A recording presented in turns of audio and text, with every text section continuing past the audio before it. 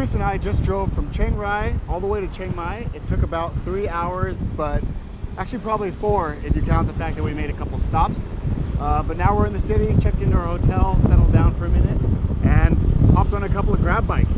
She's right behind me on the bike.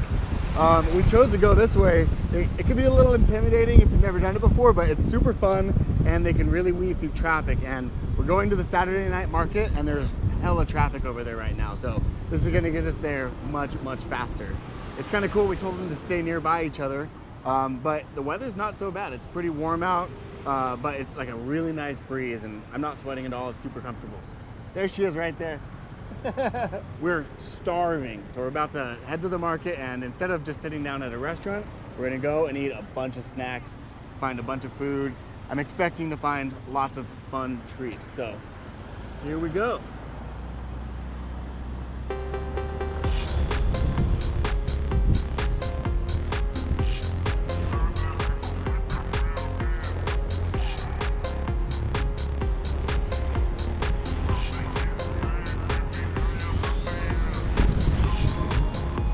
So if you've never used the Grab app before, it's actually super easy. It's just like Uber in the States and Lyft. Actually, I've been to a bunch of countries and they all have their own. There's even like a tuk-tuk app in Cambodia, specifically for tuk-tuks.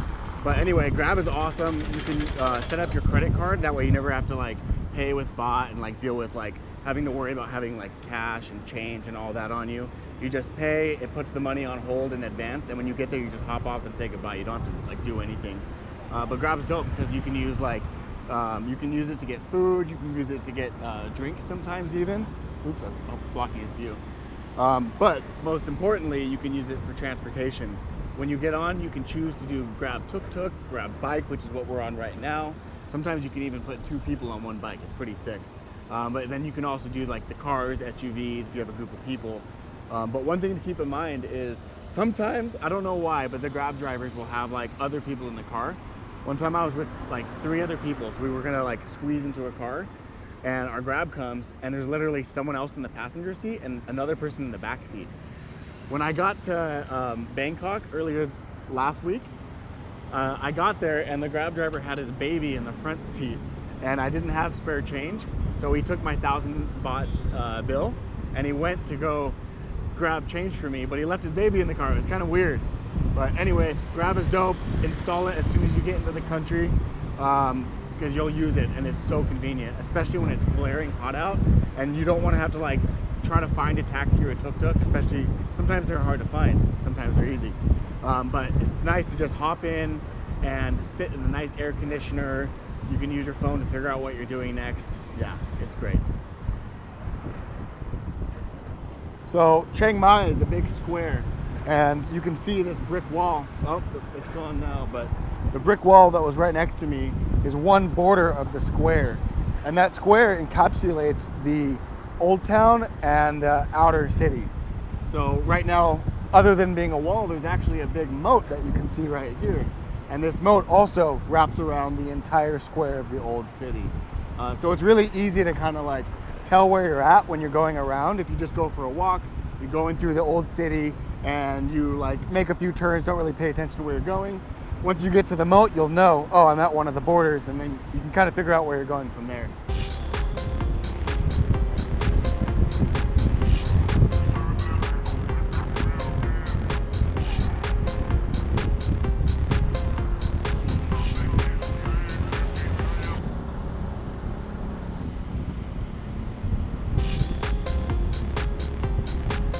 One thing that's always really funny to me is I'll always see like a group of girls like leave a club or something, and it's like the locals, right? They're all comfortable, they've done this many times, and they'll literally just be sitting on the bike with both legs off of one side, texting on their phones, not holding on, not like worried about anything. They just kind of like post up, lean a little bit, and just chill. But as you can see right now, I've got no hands, he's accelerating. And it's, you know, it's not so bad, but you should definitely hold on. So I'm gonna hold on now. I love Chiang Mai, and it's really cool to be back here again. I was here last year, I think around like, I don't know, September, November time.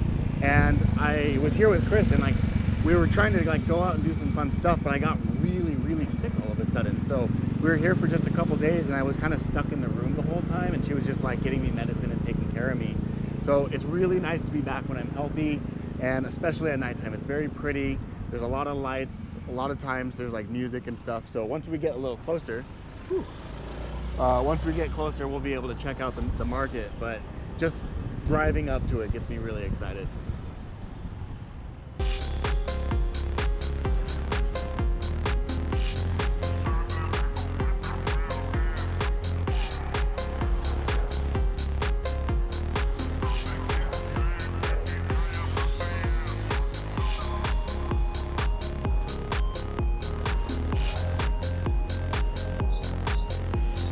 So we're getting closer right now, and you can start seeing over here there's just a bunch of food along the side. All the way down this way, even more food. You see all the tents, and then obviously with all the stuff you get a lot of people, so it's super busy over here. There's like tons of like tuk-tuks and transportation and motorbikes. I love how all the locals are just like kicking it. You got their snacks, they're hanging out by the water. And then definitely plenty of tourists, which I don't know. Do you guys think I'm a tourist at this point? I've been here enough. I feel like I know enough. I'm not sure if I consider myself a true tourist. I feel like I kind of know what the hell I'm doing.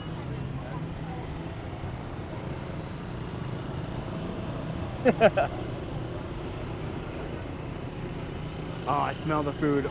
Chris and I ate this morning, and I'm like, we ate nam yao, favorite meal ever. So try nam yao. But we had like eggs for lunch out of a hot spring. And now I'm starving because that's all we had today. So, oh my gosh, I'm already getting hints. Here we go. Sawadee Kap. Okay, so you can see here's the wall. I believe we're at the southern part of the wall. Oh! I forget what this is called. I think I just saw the sign, but that place is sick.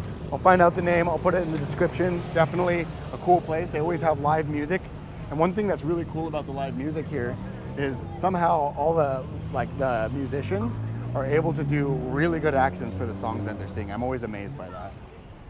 Oh my God, they have like 10 people on that tuk-tuk. That was crazy.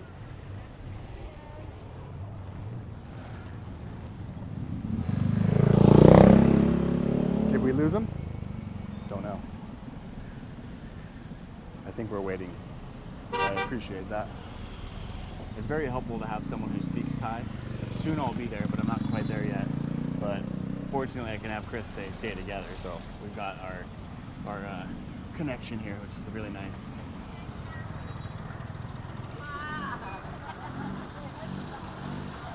Sawadee Kap. So many people on that tuk-tuk.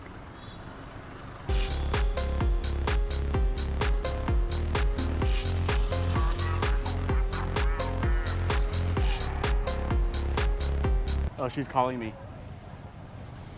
Hello? You'll be on different side of the road. Different side of the road? I'm at the other end of the walking street. Oh, should I get off? Can you show me the map? Where am I? Okay, one second. All right. Just as I was talking about how it's really nice that they know to stay together, we still got split up. I don't know how that happened. We put the same destination in Grab, but fortunately, Chris speaks Thai, so we're able to just hand the phone over and they can figure it out. It's all good though. I feel like it could be a little scary if you don't really know where you're at, but I've been here so many times. I feel comfortable here. This is a really beautiful city.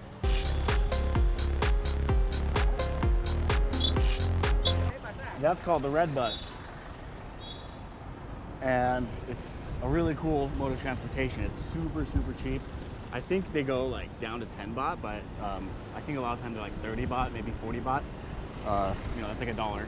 And they kind of do a loop around the city. It's sort of like a local bus. And typically they go to like the touristy spots or the markets or like the places people want to go. And they just drive in circles, so you can just hop on, hop off. I'm not really sure how to know where it's going, to be honest. So I need to figure that out soon, but I've hopped on before without really caring and just gotten off somewhere that's popular when I see a lot of people, and it usually works out for me. There's another one right there.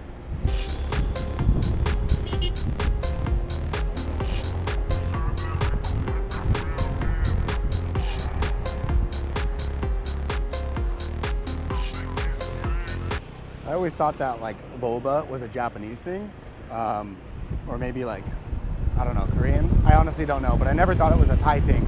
And I've been to Japan twice. I've been to Thailand like, I guess technically like 5 times now. And I'm pretty sure there's way more boba in Thailand than in any other country, especially Japan. Like, Japan's a small place and there's boba spots pretty frequently, but in Thailand they're everywhere and there's many, many different types.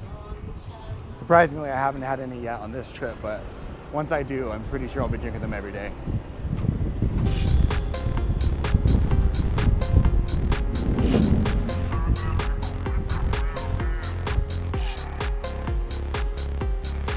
So that right there says B2. Now, B2 is something that was really cool for me to learn about. B2 is like 2 B's, like BB, and I think it means bed and breakfast. One thing I learned though is like, it's a kind of like a alliance between a bunch of different hotels that are all B2 hotels. So if you look on just like online for B2 hotels, you'll see a bunch in all the major cities you go to. Hopper is an app that I really like to do. I have a link to that in my description. But they're typically really nice hotels, and I've probably stayed in like 6 or 7, maybe more like 10 actually by now. And I'm always super happy with the experience anytime I do a B2. So definitely check out B2 if you're searching around. Bye-bye. Ah, there she is. Khap kun khap. Very much appreciate it. ก็หาแซฟไปไหนพอ GPS เอาอยู่คนละลายเลยขอบคุณจ้า Wait. I want a tip for that. I think I have any. Yeah. Khap kun khap. All right, so the ride itself cost me 56 baht. Because we got separated and he had to go an extra little route, I decided to give him a 20 baht tip. อ๋อใจ But ดี yeah. Khap kun khap. Yeah, for some reason hers was 57 baht, mine was Yeah. 56 baht. I don't know why, but really that's basically just like less than $2 per person, and that's like more than a 10-minute ride. Got around super quick. They were super friendly. Can't beat that. All right, let's go. Look, it's yum. Yum is like salad. Salad? Yeah, one dish is 20 baht. Oh my gosh, yeah, 20 baht. Is it? That's not. Oh, that's Thai. That's That's just a cool Thai. font. I like that little logo guy. All right, which way? That way. Let's go.